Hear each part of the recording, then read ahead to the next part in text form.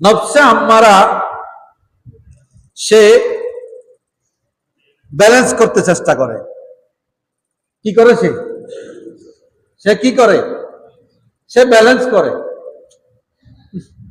On যদি এনে ন যায় এতে আর খোঁড়া দিব, কি দিব আমারে? খোঁড়া দিব।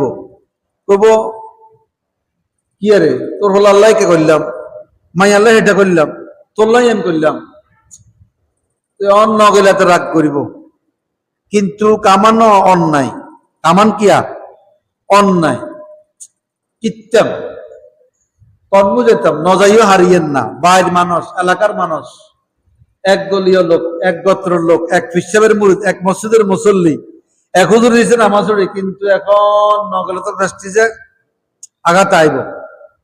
থাক বুঝিয়ে গুণ হইব, কিন্তু মানবিক দৃষ্টিকোণ থেকে তার একটা সহযোগিতা করার লাগে।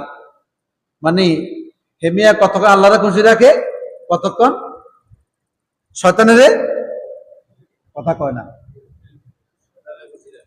কত কাকে খুশি রাখে, কতক্ষণ আল্লাহরা খুশি রাখে। মানে নামাজেও আছে, রোজাতেও আছে, জিকির আজকারে আছে, দান করা তো মাঝে মধ্যে কিছু কিছু ব্যালেন্স থাকে, ব্যালেন্স করে। আবার কখন বকিচ্ছে এত কট্টর দুনিয়া চলাফেরা করন যায় না, হুজুরেও কিয়া হেতারা কি যোগ বিয়োগ বুঝেনি, হেতারাকে যোগ বিয়োগ বুঝিনি, বুঝলে আনকা সাহেব অধিক্ত নেই, যার সাহেব একদিন আমরাই করি। বড় বড় মোড়া মোড়া দান আঙ্গ, টাইস টুইস বিশাল বিশাল দানা আঙ্গ, দের থেকে আমি হুজুরের ঘর কেকের আঙ্গর কেক হেতারা যোগ বিয়োগ বুঝে কম। আল্লাহর কাছে আল্লাহর গাফুর রাহিম সত্তর ওয়াহাব আল্লাহ রাব্বুল আলামিন, আল্লাহ ভালো করে বুঝে।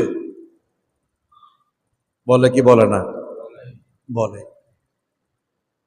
সম্মানিত মুসল্লিয়ানে কেরাম, পৃথিবীর যুগে যুগে আল্লাহ রাব্বুল আলামিন নবী করিম সাল্লাল্লাহু আলাইহি ওয়াসাল্লাম সহ সকল আম্বিয়া আলাইহিস সালাতু ওয়াস সালামকে প্রেরণ করে দিয়ে বলে দিয়েছেন, ব্যালেন্স যদি করতে হয়, ভারসাম্য যদি রাখতে হয়, তাহলে আল্লাহকে রাজি খুশি করার পরে যদি ব্যালেন্স করা যায় তাহলে ব্যালেন্স করা যাবে। আর আমার আল্লাহকে রাজি খুশি করা যায় না, এমন কাজ করে যে আমার আল্লাহ বেরাদ হয়ে যায়, আমার জন্য আখিরাত নষ্ট হয়ে যায়, তাহলে ওই ব্যালেন্স করা কোন ইমানদারের জন্য শোভা পায় না। আল্লাহু আকবার। গতকালকে সূরাতুল আনআম পড়তে গিয়ে দেখলাম তাফসীরের মধ্যে আসছে, যখন আপনার কাছে সব সুস্পষ্ট হয়ে যায়, এটা হালাল, এটা হারাম, এটা দিন, এটা রাত্র, এই কাজ করলে আল্লাহ খুশি আর এই কাজ করলে শয়তান খুশি, স্পষ্ট হয়ে যাওয়ার পরে যদি আপনি হালালটাকে গ্রহণ না করে হারামটা গ্রহণ করে নেন, দিনকে আপনি আলোকে বিশ্বাসটা যদি অন্ধকার গ্রহণ করে নেন, আর যখন আল্লাহর পক্ষ থেকে আযাব চলে আসবে তখন আর আপনার তাওবা, আমাদের তাওবা কোনো কাজে আসবে। কারণ সুস্পষ্ট হয়ে যাওয়ার পরে আর আপনি ব্যালেন্স করার দুদুল্যমান থাকার কোনো সুযোগ নাই। আল্লাহ রাব্বুল আলামিন বলছেন সূরা আলে ইমরানের মধ্যে, وَكَيْفَ تَكْفُرُونَ وَأَنْتُمْ تُتْلَى عَلَيْكُمْ آيَاتُ اللَّهِ وَفِيكُمْ رَسُولُهُ وَمَنْ يَعْتَصِمْ بِاللَّهِ فَقَدْ هُدِيَ إِلَى صِرَاطٍ مُسْتَقِيمٍ।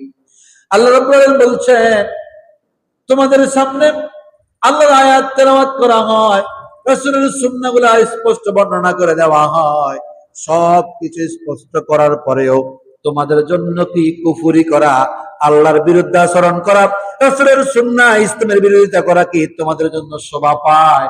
কি করে তোমরা আল্লাহর বিধানকে লঙ্ঘন করে নাও? শুনে নাও, যে ব্যক্তি স্পষ্ট হওয়ার পরে আল্লাহর দ্বীনকে মেনে নিবে, আল্লাহ রাব্বুল আলামিন বলছেন সেই লোকটা হেদায়েত প্রাপ্ত হলো, সিরাতুল মুস্তাকিম পেয়ে গেল।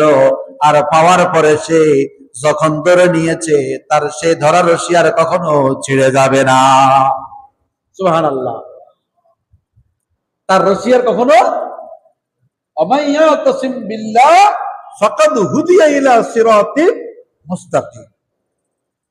এই কথা বলার পরে আল্লাহ রাব্বুল আলামিন ঈমানদারদেরকে নসিহত করছেন।